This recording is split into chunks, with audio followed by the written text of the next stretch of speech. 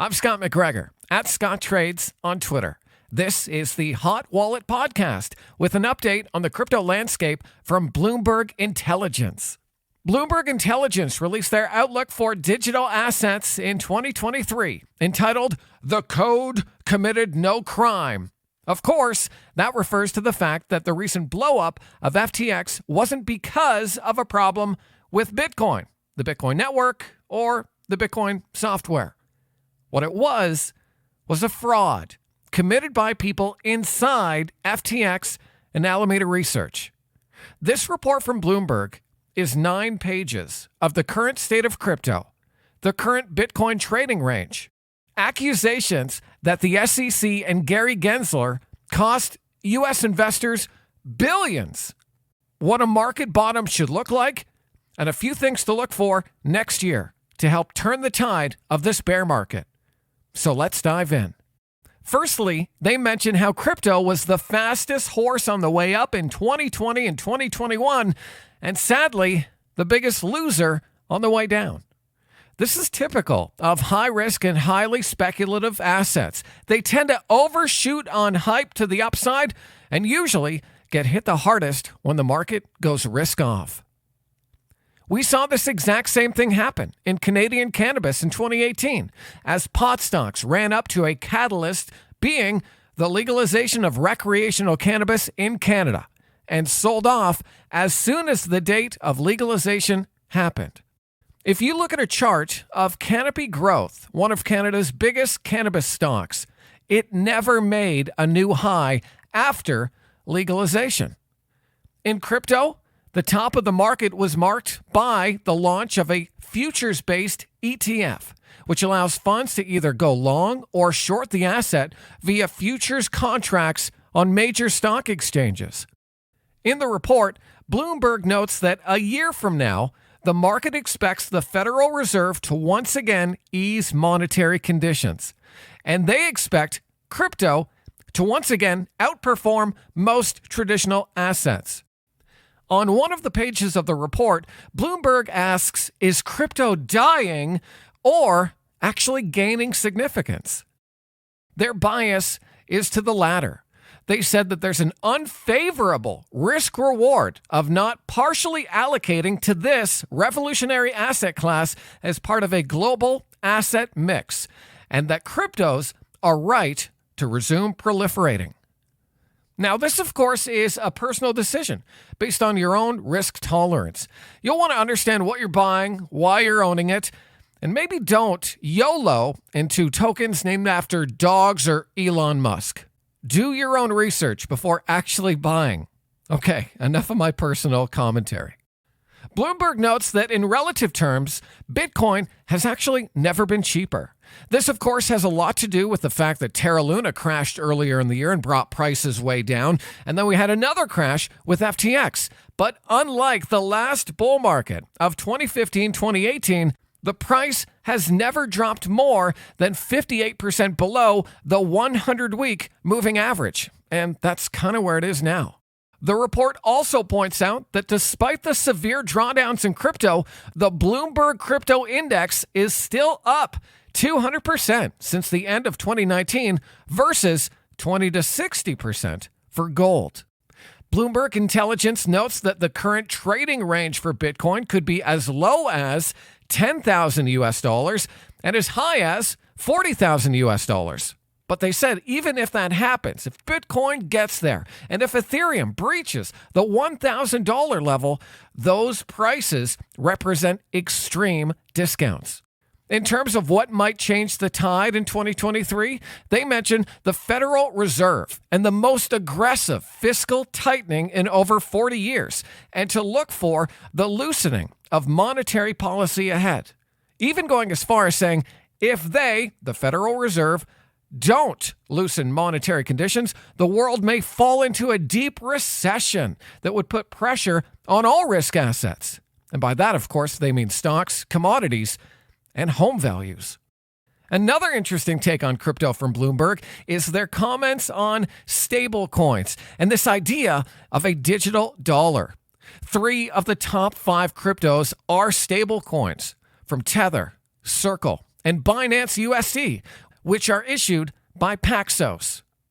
They said, and I quote, "Our bias is that there's little in the long term to stop this advancing technology from doing similar to what the futures and exchange-traded markets did. Non-fungible tokens and decentralized exchanges are additional advances made possible by Ethereum." On that same page in the report, they note crypto as a leading indicator for risk assets. The crypto market started to turn down before the stock market did in early November of 2021.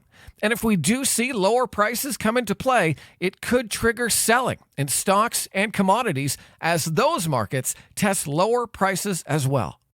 So what could a bottom look like? And what will stop the Federal Reserve from pushing us into a recession? Bloomberg says their bias is that the greatest risk asset reversion of 2022 is unlikely to go out like a lamb.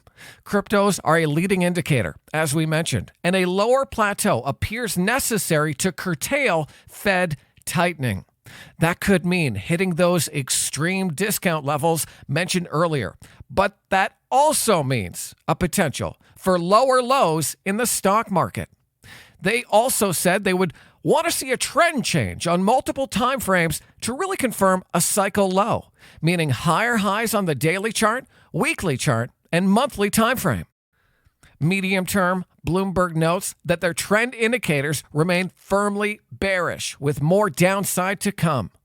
I think it's important to point out as well that what we're seeing in the crypto market in terms of sentiment is at capitulation levels. This is where people should puke out whatever they have. But that's not happening. So it's not being confirmed by price. And price, in my opinion, is the arbiter of truth. So you'll want to see that turn in conjunction with sentiment, and we're just not getting that yet. The writers of the report call out SEC Chairman Gary Gensler by name, suggesting his refusal to approve a Bitcoin spot ETF has likely cost U.S. investors billions. That's because investors who wanted exposure were basically forced to use offshore exchanges or the Grayscale Bitcoin Trust, which has been trading at a huge discount. And it's not a fully regulated or secured Bitcoin ETF like the one we have in Canada or overseas. They said the downfall of FTX highlights the advantages of having an approved Bitcoin spot ETF for the United States. They hammer on Grayscale Bitcoin Trust because, unlike an ETF, GBT shares can't be destroyed or created, so there's no ability to arbitrage with the trust compared to Bitcoin's price. This causes the price of GBTC to move independently, allowing for steep premiums and discounts. Bloomberg points out that GBTC has swung from a 100% premium to a 50% discount, potentially damaging investor returns. Noting an example that if you bought GBTC shares 5 years ago, they have fallen 21%, even as Bitcoin has doubled. Meanwhile, in Canada and overseas, the worst NAV discount for a Bitcoin ETF was only 6% compared to GBTC, where it's 40% below the value of the assets inside. They do say this works in the investor's advantage when there is a notable premium to the upside, but cheaper alternatives like the futures-based ETF and overseas spot ETFs could eventually erode the demand for shares of GBTC. Now, there's a lot in this report, and I thank the authors of it for being so thorough. I'll leave a link to the report in the description of this podcast, and you can check it out for yourself. I will say, Mike McGlone, one of the authors from Bloomberg Intelligence, is a great follow on Twitter. So that's it. That's the Bloomberg Intelligence Crypto Outlook for 2023. I hope it was helpful. Please leave a review for this podcast and subscribe, and you'll be doing me a real favor. Remember, nothing on this podcast should be considered investment advice. Please speak to a qualified financial advisor before making any buying or selling decisions. Crypto, Bitcoin, digital assets, they're all still very speculative, and the risk of total loss is real. My name is Scott McGregor, at Scott Trades on Twitter. Thanks for listening to the Hot Wallet Podcast. I'll see you next time. From the bottom, ain't no half-stepping. I'm the dog, I made it through so they don't ask questions. Long Beach, and it ain't no half-repping. Once a dog, always a dog, so they don't ask questions.